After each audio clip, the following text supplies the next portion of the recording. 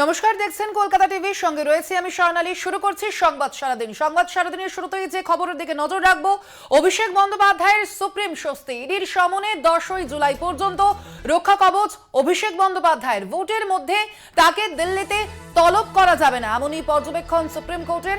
আপনাদের আবারও জানিয়ে রাখি, তৃণমূলের সর্বভারতীয় সাধারণ সম্পাদক অভিষেক বন্দ্যোপাধ্যায়ের সুপ্রিম স্বস্তি বিষয়ে আরো বিস্তারিত জানবো। ফোন লাইনে রয়েছেন আমাদের প্রতিনিধি পল্লব চট্টোপাধ্যায়। পল্লব দা, এ বিষয়ে আদালতের পর্যবেক্ষণ কি?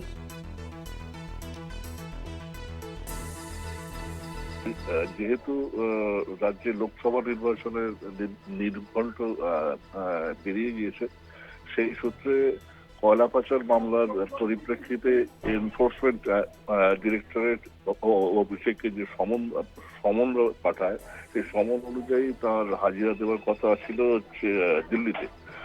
কিন্তু এই নির্বাচনের প্রাক্কালে দলের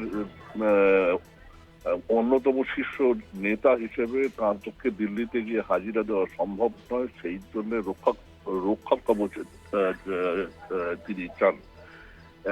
তার এই আবেদনটিকে আজকে আদালত গুরুত্ব দিয়ে ভেবেছে এবং সেই সূত্রে একেবারে ভোট পর্ব মিটে যাবার পরে 10 জুলাই এই আবেদনটি পরবর্তী শুনানির দিন ঠিক হয়েছে।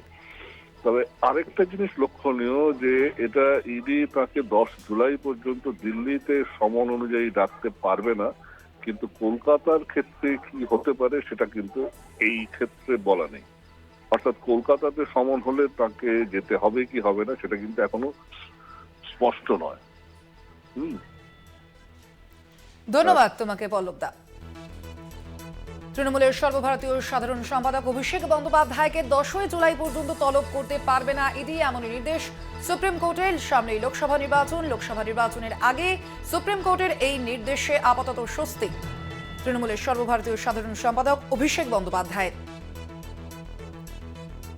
ফোন লাইনে রয়েছেন বিজেপি মুখপাত্র শ্রমিক ভট্টাচার্য। শ্রমিক বাবু, আপনাকে স্বাগত কলকাতা টিভিতে। শ্রমিক বাবু, এবার সুপ্রিম কোর্ট যেমন নির্দেশ দিয়েছে যে লোকসভা নির্বাচনের আগে তো অবশ্যই এবং 10ই জুলাই পর্যন্ত তাকে তলব করা যাবে না অভিষেক বন্দ্যোপাধ্যায়কে, কি বলবেন? দিল্লিতে তলব করা যাবে না, তলব করা যাবে না? দিল্লিতে তলব করা যাবে না, তার মানে তলব করা যাবে। সুপ্রিম কোর্ট বলেছে যারা তদন্ত করছেন, যারা তলব করছেন তারা বুঝবে, তো আমাদের কি বলার আছে?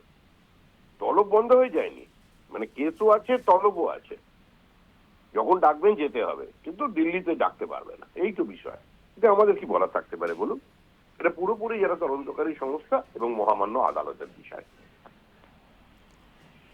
ধন্যবাদ আপনাকে শ্রমিক বাবু, আমাদের সঙ্গে কথা বলার জন্য। ফোন লাইনে ছিলেন বিজেপি মুখপাত্র শ্রমিক ভট্টাচার্য।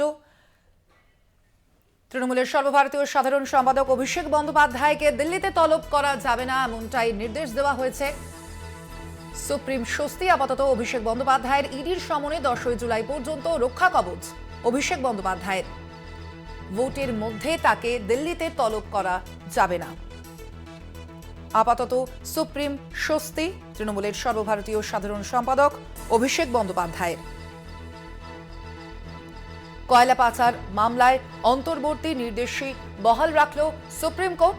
যেমনটা নির্দেশ রয়েছে, 10ই জুলাই পর্যন্ত দিল্লিতে তলব করা যাবে না অভিষেক বন্দ্যোপাধ্যায়কে।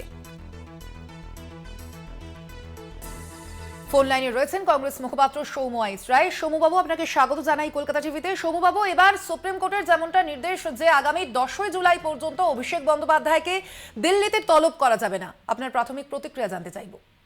দেখুন, সুপ্রিম কোর্টে যে রায়কে তো আমরা, আমাদের ভালো লাগুক বা না লাগুক, আমরা সে রায়কে তো মান্যতা দিতেই হয়। তাই ওনাকে বলেছেন, রক্ষা কবচ দিয়েছেন, তো ভালো কথা, কোনো অসুবিধা নেই। তারপরে হবে তদন্ত, তাতে কি অসুবিধা আছে? ধন্যবাদ আপনাকে সৌম্যবাবু। আমাদের সঙ্গে ফোন লাইনে ছিলেন কংগ্রেস নেতা তথা মুখপাত্র সৌম্য আইচ রায়। আপনাদের আবারও জানিয়ে রাখি, দিল্লিতে তলব করা যাবে না 10ই জুলাই পর্যন্ত তৃণমূলের সর্বভারতীয় সাধারণ সম্পাদক অভিষেক বন্দ্যোপাধ্যায়কে আপাতত সুপ্রিম স্বস্তি তৃণমূলের সর্বভারতীয় সাধারণ সম্পাদকের। 10ই জুলাই পর্যন্ত তাকে দিল্লিতে তলব করা যাবে না, সে তলব করতে পারবে না কেন্দ্রীয় তদন্তকারী সংস্থা ইডি। কয়লা পাচার মামলায় নিজেদের অন্তর্বর্তী নির্দেশই বহাল রাখল সুপ্রিম কোর্ট। বিষয়ে কথা বলবো। ফোন লাইনে রয়েছেন সিপিআইএম নেতা বিকাশ রঞ্জন ভট্টাচার্য। বিকাশবাবু, আপনাকে স্বাগত জানাই কলকাতা টিভিতে। বিকাশবাবু, এবার সুপ্রিম কোর্ট যেমনটা নির্দেশ দিয়েছে, আগামী 10ই জুলাই পর্যন্ত ইডি অভিষেক বন্দ্যোপাধ্যায়কে দিল্লিতে তলব করতে পারবেন না, কি বলবেন? ভালো কথা। যদি মনে করে থাকে যে নির্বাচনের মধ্যে অসুবিধা হতে পারে টানাটানি করলে, সেই সব কথা ভেবেই হয়তো এই রক্ষা কবচ দিয়েছে। দেখা যাক এই রক্ষা কবচের ভিত্তিতে তদন্ত বন্ধ করে দেয় না তদন্ত চালায়, সেটাই দেখবা। ধন্যবাদ আপনাকে বিকাশবাবু আমাদের সঙ্গে কথা বলার জন্য। আপনাদের আবারও জানিয়ে রাখি, লোকসভা নির্বাচনের আগে সুপ্রিম স্বস্তি।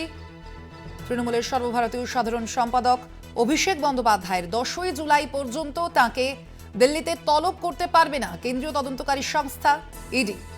কয়লা পাচার মামলায় নিজেদের অন্তর্বর্তী নির্দেশই বহাল রাখল সুপ্রিম কোর্ট।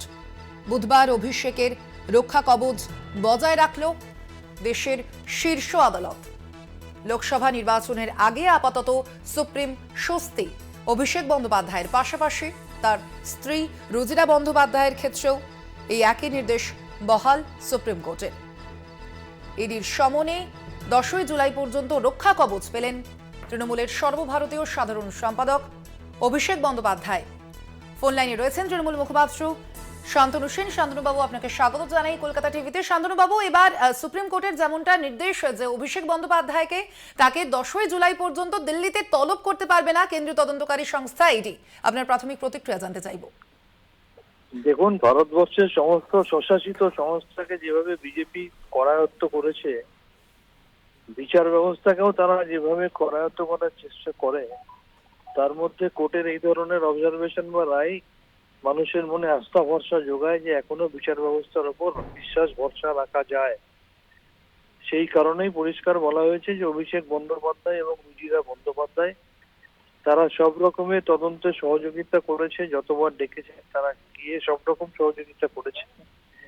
এবং এর মধ্যে যেহেতু আর ডাকা হয়নি, তাই আর 10ই জুলাইয়ের আগে ডাকা যাবে না। তার কারণ বিজেপি প্রতিহিংসা পরায়ণতা বশত অভিষেক বন্দ্যোপাধ্যায় ত্রিপুরায় সভা করতে গেলে সেই সময় তাকে ডাকে, উত্তরবঙ্গে সভা করতে গেলে সেই সময় তাকে ডাকে, ইন্ডিয়া জোটের সভা করতে গেলে সেই সময় তাকে ডাকে। সুতরাং বিশেষ বিশেষ সময়ে উদ্দেশ্য প্রণোদিত ভাবে অভিষেক বন্দ্যোপাধ্যায়কে ডাকার ইতিহাস আছে বিজেপির অঙ্গুলি এলনে ইডি বা সিবিআই। সুতরাং আমরা অবাক হতাম না যদি আবার এই নির্বাচনের সময় তাকে বিব্রত করার জন্য আবার ইডি আর সিবিআই দিয়ে তাকে বিব্রত করা হতো, কারণ নবজোয়ারের সময়ও তাকে ডেকে পাঠানো হয়েছিল।